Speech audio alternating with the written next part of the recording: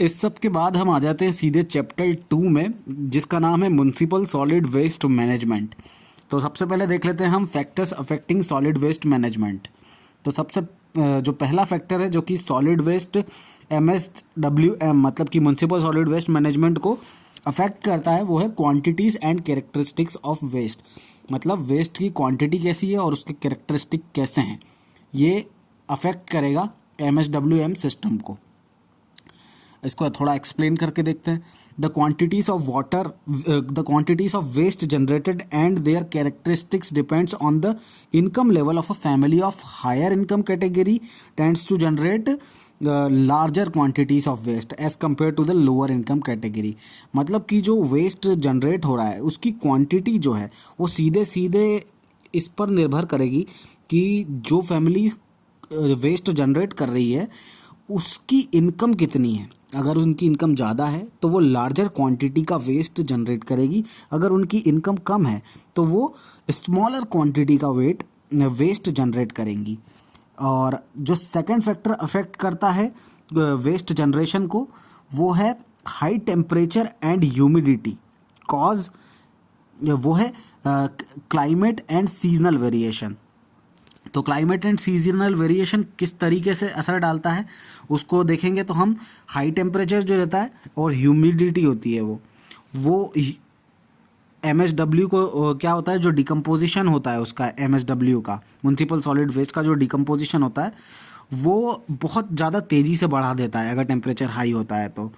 They do in colder climates, अगर उनके comparison में कोल्डर क्लाइमेट्स के कंपैरिजन में देखेंगे तो मतलब टेम्परेचर अगर ज़्यादा है तो सॉलिड वेस्ट जो है उसका डिकम्पोजिशन ज़्यादा तेज़ी से होगा। The frequency of waste collection in high temperature and humid areas should be higher than that in the colder climates. मतलब कि फ्रिक्वेंसी जो होगी वेस्ट कलेक्शन में वो हाई टेम्परेचर पे ज़्यादा होना चाहिए कोल्डर क्लाइमेट के कंपैरिजन में। तो एक ये इम्पॉर्टेंट पॉइंट है जो कि अंडरलाइन किया हुआ है, तो आप देख ही सकते हैं। और उसके बाद अगर हम एक हायरार्की देखें तो वो ये है, एक फ्लो है कि वेस्ट जनरेशन जो होता है वहाँ से उसमें वहाँ पे अगर टेम्परेचर बढ़ता है तो डिकम्पोजिशन फास्ट हो जाएगा, और उसके कारण क्या होता है, पैथोजेनिक और जो माइक्रो ऑर्गेनिज्म रहते हैं उसमें प्रेजेंट वो जल्दी से तेज़ी से बढ़ेंगे, और जो डिसीज़ होगी मतलब बीमारियां होगी वो ज़्यादा तेज़ी से फैलेगी। इसीलिए जल्दी से जल्दी कलेक्ट कर लेना चाहिए जहाँ पर टेम्परेचर ज़्यादा है। तो तीसरा जो कैरेक्टरिस्टिक है जो कि अफेक्ट करता है MSW की क्वांटिटी को, वो है physical characteristics of N urban area. Urban area के फिजिकल कैरेक्टरिस्टिक्स कैसे होंगे इस पर डिपेंड करेगा कि MSW की क्वांटिटी कितनी होगी, म्युनिसिपल सॉलिड वेस्ट की क्वांटिटी कितनी होगी। तो in urban layouts of streets door to door collection is possible when the streets are easily accessible by waste collecting vehicles, but if roads are narrow and their density is high collection of MSW becomes challenging. मतलब urban layouts की जो streets होती है वहाँ पर तो door to door collection जो रहता है वो पॉसिबल रहता है, जबकि जो गलियाँ हैं वो ईजिली एक्सेसिबल हैं, तो वेस्ट कलेक्टिंग व्हीकल्स जो होते हैं वो उसमें आसानी से जा सकते हैं। पर अगर रोड पतली हैं तो और वहाँ पे जो कलेक्शन है, अगर रोड पतली है और बहुत सारी रोड्स हैं, अगर रोड की डेंसिटी भी हाई है तो जो कलेक्शन होगा MSW का वो एक चैलेंज बन जाएगा। तो इस पर भी डिपेंड करता है कि MSW की क्वांटिटी कितनी होगी। उसके बाद जो चौथा पॉइंट आता है जो कि फैक्टर होता है MSW की क्वांटिटी पे, क्वांटिटी के लिए, वो होता है financial and foreign exchange constraints. तो फाइनेंशियल और फॉरेन एक्सचेंज के क्या कंस्ट्रेंट है इस पर भी डिपेंड करता है कि सॉलिड वेस्ट कितना जनरेट हो रहा है। तो SWM system accounts for a sizeable portion of a budget of municipal corporations. मतलब कि हर कोई भी म्युनिसिपल कॉरपोरेशन जो है उसका एक फाइनेंशियल बजट होता है कि आप इतना ही खर्च कर सकते हैं सफाई, स्वच्छता और इन सारी चीज़ों के लिए, सॉलिड वेस्ट मैनेजमेंट के लिए। तो ये हर म्युनिसिपल कॉरपोरेशन को अलोकेट किया जाता है। This is allocated for capital resources which go towards the purchase of equipment ये उससे उस पैसे से ये लोग इक्विपमेंट खरीदते हैं, व्हीकल खरीदते हैं, फ्यूल खरीदते हैं, लेबर की जो कॉस्ट आती है वो देते हैं। तो टिपिकली 20 से 40% जो रेवेन्यू होता है म्यूनसिपैलिटीज़ का वो MSWM मतलब municipal solid waste management system में एलोकेट किया जाता है। तो ये एक मोटा मोटा हिसाब है कि 20 से 40% जो रेवेन्यू रहता है म्यूनसिपैलिटीज़ का वो एलोकेट किया जाता है। तो एक इम्पॉर्टेंट पॉइंट हो सकता है, ये पूछा जा सकता है एग्ज़ाम में। उसके बाद जो पांचवा फैक्टर होता है जो कि म्यूनसिपल सॉलिड वेस्ट की क्वांटिटी को अफेक्ट करता है, वो होता है कि इन सम रीजन्स, कुछ रीजन्स में long standing traditions are present due to which they do not handle their waste themselves. मतलब कल्चरल कंस्ट्रेंट होते हैं, कुछ ना कुछ सामाजिक कुछ दबाव होता है। मतलब कुछ ऐसे जगह है जहाँ पे कि ऐसे बहुत ही लंबे समय से चले आ रहे ऐसे कुछ ट्रेडिशंस है कि मतलब वहाँ पे वो कचरा उठाते नहीं है, वो अपने वेस्ट को हैंडल नहीं करते। They recruit labour force for handling of waste, और वो कचरा उठाने के लिए जो लेबर होते हैं उनको वो रिक्रूट करते हैं। They are certain other sections of society, वो कुछ इस तरीके के अलग सेक्शन के होते हैं वो सोसाइटी के लोग, which do not consent to place storage bins outside their premises. मतलब कि वो वहाँ पे मतलब उनके घरों के बाहर वो बीन्स वगैरह नहीं रखते हैं।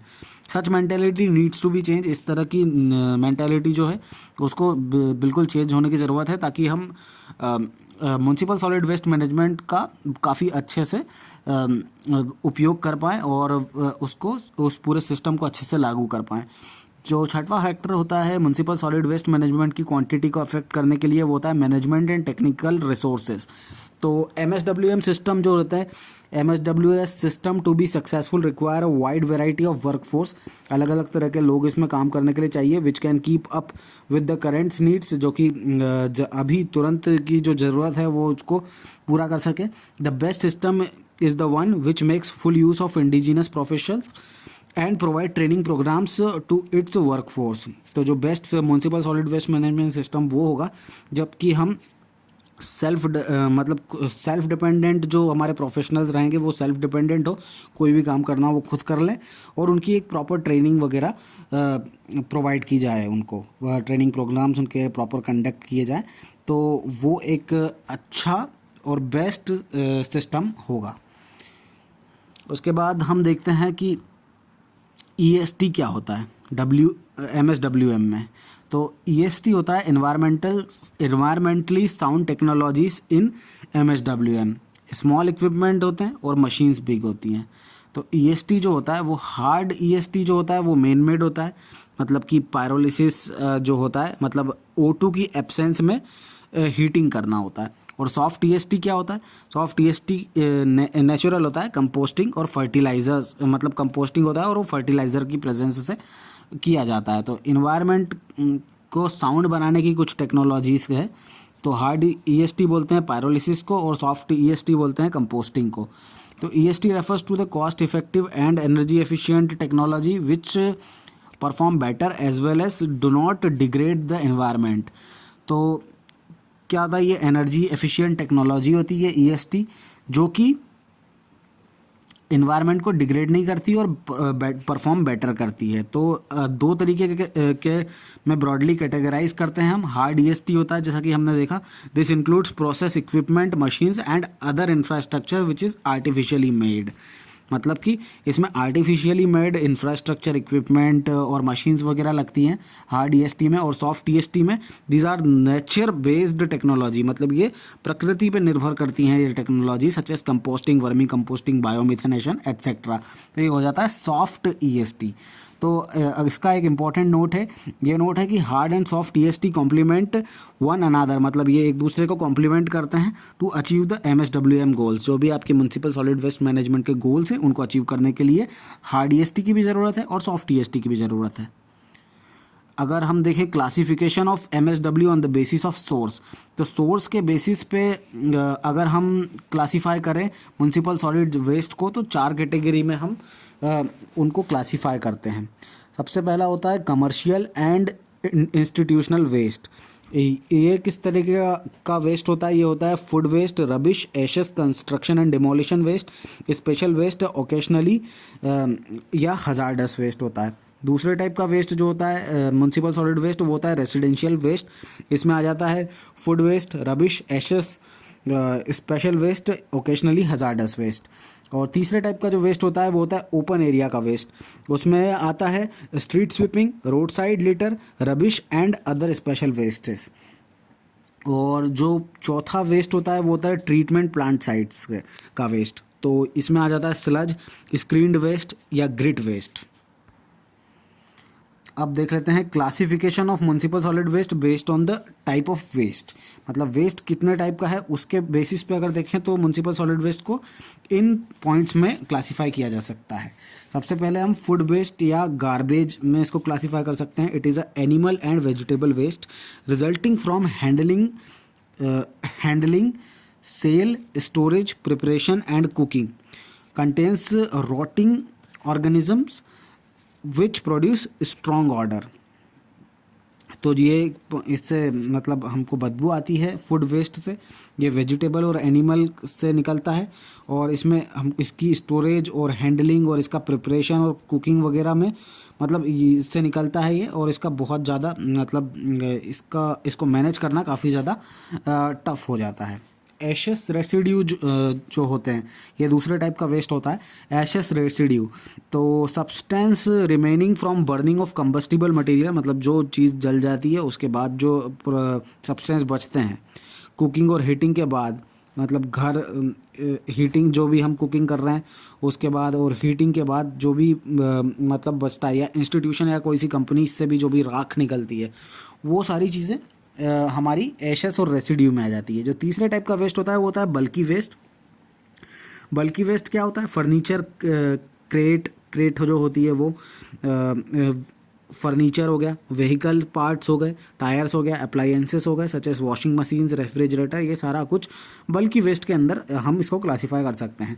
इसके बाद स्ट्रीट वेस्ट एक होता है, waste collected from street, paper, plastic, cardboard, food scraps, ये सारा स्ट्रीट वेट के अंदर आ जाता है। तो ये सारे जो थे हमारे क्लासिफिकेशन थे एमएसडब्ल्यू के on the basis of type of waste.